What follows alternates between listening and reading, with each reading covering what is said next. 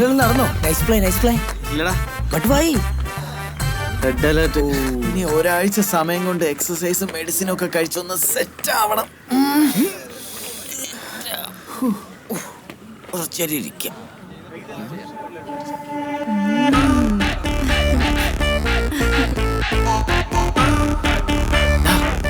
ആ പെണ്ണെന്തിനാ എന്നെ നോക്കി ചിരിച്ചേ?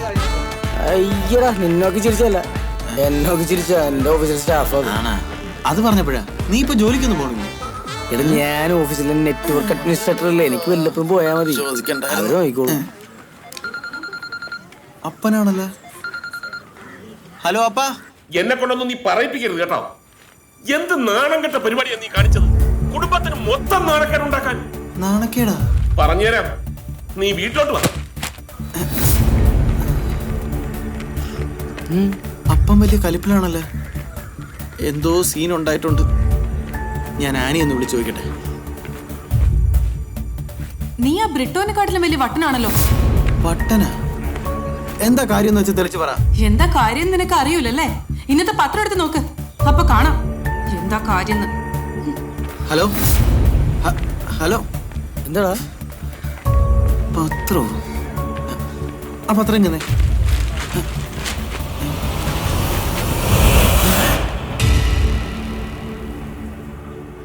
എടാ, ലോക നിലവാരത്തിൽ സൗജന്യമായി വന്ധ്യതാ ചികിത്സ. അനുഭവസ്ഥരുടെ വാക്കുകൾ. അച്ഛ എന്ന വിളിക്കായി ഞാൻ കാത്തിരിക്കുന്നു. I am waiting.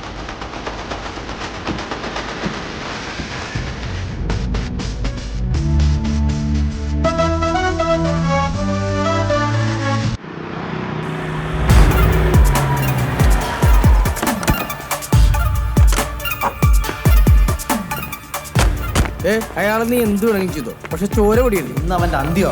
ചോര ഉണ്ടെങ്കിൽ ഛർദ്ദിക്കാൻ വരും. എടാ, നിന്റെ പരസ്യം ഏറ്റെന്നോട്ടാ, നല്ല തിരക്കാനിലൂടെ. നീ ഒറ്റൊരുത്തനാണ് ഇതിനെല്ലാം കാരണം. ഞാനാ ഒന്നും നോക്കണ്ട, പൊളിച്ചോ. അയ്യോ, മരുന്ന് ഇത്ര പെട്ടെന്ന് വർക്കൗട്ടായോ? അതാണ് ഈ doctor Saxena, fast and furious. വരൂ. രണ്ടാളും ഭയങ്കര സന്തോഷത്തിലാണല്ലോ. ഇന്നലെ രാത്രി എങ്ങനെ ഉണ്ടായി? ഞാൻ ഈ അടിക്കുള്ള മരുന്നല്ല കണക്ക് തന്നത്. ഇവനെന്താ പ്രാന്തായോ? നോക്കണോ? 32 അശ്ലീല സൈറ്റുകൾ നിരോധിച്ചു. അതിനെനിക്ക് വിഷമടാ. ഇന്നെ അടിച്ചിട്ട് എന്താ കാര്യം? ഇതിന്റെ ഹോസ്പിറ്റലിന്റെ പരസ്യല്ലേ? എന്നാൽ ഇങ്ങനെ പരസ്യം ആര് കൊടുത്തു? ഇത് ഞാൻ കൊടുത്ത പരസ്യമല്ല. തന്റെ ഹോസ്പിറ്റലിന്റെ പരസ്യം താൻ അറിയാതെ പിന്നെ ആര് കൊടുക്കാനാ? എനിക്ക് പരസ്യം കൊടുക്കണ വല്ല ഷാറൂഖ് ഖാനെ സൽമാൻ ഖാനെ വെച്ച് കൊടുത്താൽ പോരെ. അല്ലാതെ ഈ എറണമോറുള്ള ഇവനെ വെച്ച് കൊടുത്താൽ അതിന്റെ ബിസിനസിനെ ബാധിക്കൂലേ? അങ്ങനെ ഒരു വിവരക്കേട് ഞാൻ ചെയ്യോ? അത് ശരിയാണല്ലോ. പിന്നെ ആരാടാ ഈ പണി തന്നത്? അത് നിന്റെ ശത്രുക്കളാണെങ്കിലും ആയിരിക്കും. ശത്രുക്കളാ? നിനക്ക് ഇത്ര നല്ല ബന്ധം കിട്ടിയില്ല, അസൂയ മുത്തിട്ട് ചിലപ്പോ നിന്റെ ബന്ധുക്കളാ, അല്ലെങ്കിൽ നിന്റെ പഴയ കാമുകവരാരെങ്കിലോ. ഇതൊന്നും അല്ലെങ്കിൽ അവളെ കെട്ടാൻ നടന്നിട്ട് കിട്ടാതെ പോയ ഏതെങ്കിലും അവശ്യ കാമുകനായിരിക്കും. ഇനി ഇവനാണോ? നീ എന്താ നോക്കണത്? ഞാനൊന്നും അല്ലട്ടാ, ഞാൻ ഒരു എക്സാമ്പിൾ പറഞ്ഞാണ്. ഇല്ലേ, ഞാനിപ്പോ അതല്ല ആലോചിക്കണേ. ഇന്നാലൊരു ഹാഫ് പേജിന്റെ ഹോസ്പിറ്റലിന്റെ പരസ്യം കൊടുത്ത ആ മഹാമനസ്കൻ ആരായിരിക്കും? ദിസ് ഈസ് എരുവമുറിയിൽ ഫ്രാഞ്ച് മകൻ ആൽബർട്ട് സൈമൺ മകൻ ബ്രിട്ടോ ആൽബർട്ട് സൈമൺ. താനോ? തനിക്കെന്താ വേണ്ടത്? എനിക്കൊന്നും വേണ്ട. നിനക്ക് വേണ്ടത് കിട്ടുന്നില്ലെന്ന് എനിക്കറിയാം. അക്കാര്യം ഞാൻ നാട്ടുകാരെ കൂടി അങ്ങ് അറിയിച്ചിട്ടുണ്ട്. Are you okay baby? അപ്പൊ അത് തന്റെ പണിയായിരുന്നല്ലേ? അതെടി, എന്റെ പണി തന്നെയായിരുന്നു. നീ അവനുമായിട്ട് സമാധാനവരെ ജീവിക്കാന്ന് വിചാരിക്കണ്ട. ടോർച്ചർ തുടർന്നുകൊണ്ടേയിരിക്കും.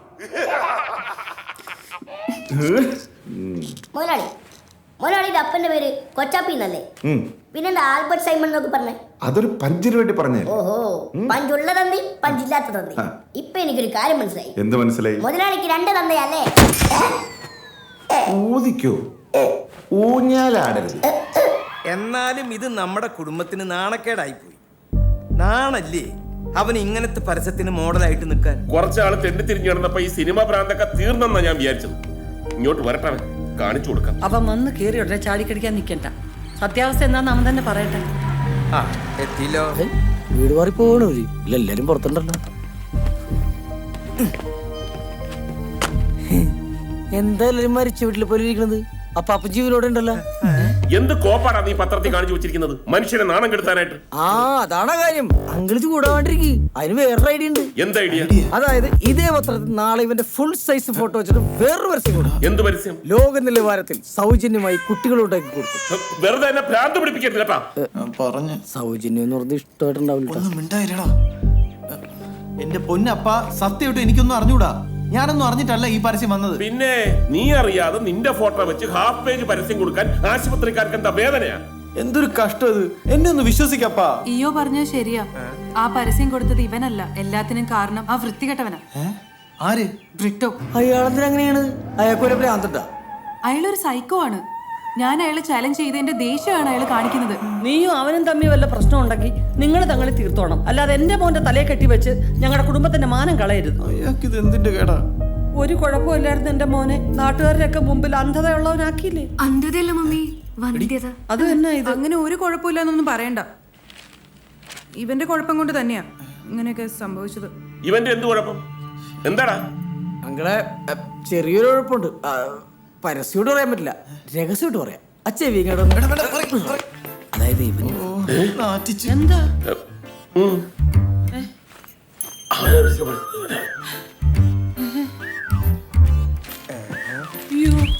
എന്താടാ കാര്യം? ഞാനും കൂടി ഒന്ന് കേട്ട് ഞെട്ടട്ടെ. ഇവന്റെ അപ്പ എനിക്കും കൂടെ ഫാമിലി ചെയ്യാക്കും. എന്നാലും നിനക്ക് ഇങ്ങനെ ഒരു കുഴപ്പം എങ്ങനെ വന്നു? പാരമ്പര്യമായിരിക്കുള്ളൂ. പാരമ്പര്യോ? പാരമ്പര്യം വെച്ച് നോക്കുകയാണെങ്കിൽ ഇവിടെ ഒരു മാസം കൊണ്ട് പ്രസവിക്കണ്ടേ?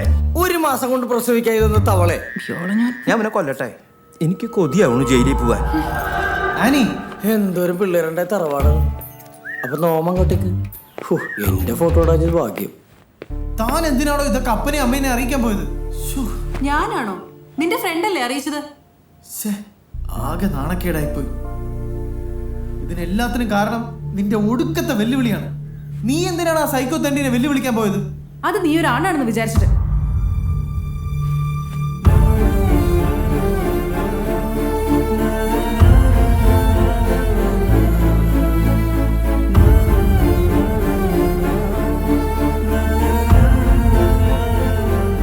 അയ്യോ സോറി, ഞാനത് അങ്ങനെ ഉദ്ദേശിച്ച് പറഞ്ഞതല്ല. അത് പെട്ടെന്ന് ദേഷ്യത്തിൽ പറഞ്ഞു പോയതാ. സോറി. താൻ പറഞ്ഞത് ശരിയാണ്. കുഴപ്പം മുഴുവൻ എന്റെയാണ്. എന്റെ പ്രശ്നം കൊണ്ടാണല്ലോ ഇവിടെ കുടുംബത്തിൽ എല്ലാവരും നാണം കേട്ടത്. സോറിയാണ്. അതെ,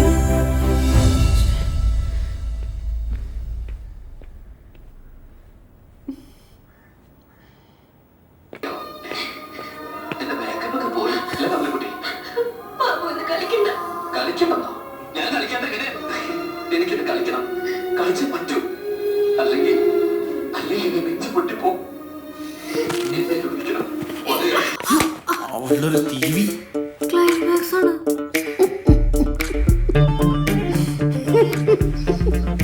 അങ്ങനെ ഈ വീണ്ടും എന്റെ അടുത്ത് തന്നെ വന്നു പറയും, എന്താ എന്റെ പുതിയ പ്രശ്നം? ഡോക്ടറെ, എനിക്ക് എത്രയും പെട്ടെന്ന് എന്റെ ആണത്വം തെളിയിക്കണം. അതിനൊരു ലിംഗനിർണയ പരിശോധന നടത്തിയാ പോരെ? ഞാനിപ്പോ ഡോക്ടറിന്റെ തമാശ ആസ്വദിക്കാൻ പറ്റിയൊരു മാനസികാവസ്ഥയിലല്ല. ഡോക്ടറെ, പെട്ടെന്ന് റിസൾട്ട് കിട്ടുന്ന എന്തെങ്കിലും മരുന്നുണ്ടെങ്കിൽ എനിക്ക് ഇപ്പൊ എഴുതിത്താ പ്ലീസ്. അനക്ക് പൈസ വിഷയമില്ലാത്ത സ്ഥിതിക്ക് ഞാനൊരു കിണ്ണം കാച്ചിയ മരുന്ന്. എന്ത് കാച്ചിയ മരുന്നാണെങ്കിലും കുഴപ്പമില്ല, എനിക്കത് പെട്ടെന്ന് വേണം. ഞാനിപ്പോ അങ്ങനത്തെ ഒരു സിറ്റുവേഷനിലാണ്. ഇത് അങ്ങനെ ഒരു സാധാരണ മരുന്നല്ല. ജപ്പാനിലെ സുമാത്ര ദ്വീപിൽ മാത്രം കണ്ടുവരുന്ന. സുമാത്ര ദ്വീപ് ഇന്തോനേഷ്യയിലല്ലേ? ഇതാണ് എന്റെ കുഴപ്പം.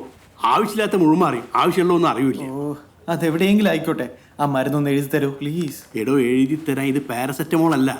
സുമാത്ര ദ്വീപിലെ 101 ആദിവാസികൾ വളരെ കഷ്ടപ്പെട്ടുണ്ടാക്കുന്ന ഒരു പ്രത്യേകതര ഔഷധ കൂട്ടാണിത്. Tsunami horse power powder. അത് കഴിച്ചാൽ ഈ കുതിരയെ പോലെ കുതിച്ചു പായും.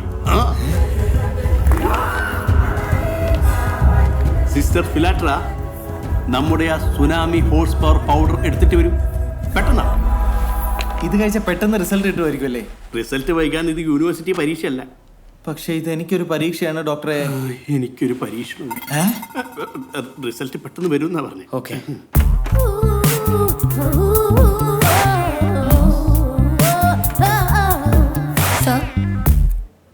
ഇനി ഇത് കൊണ്ടുപോയി ഒരു ഗ്ലാസ് പാല് കലക്കി കുടിക്കി. എന്റെ കംപ്ലീറ്റ് പ്രശ്നം മാറി.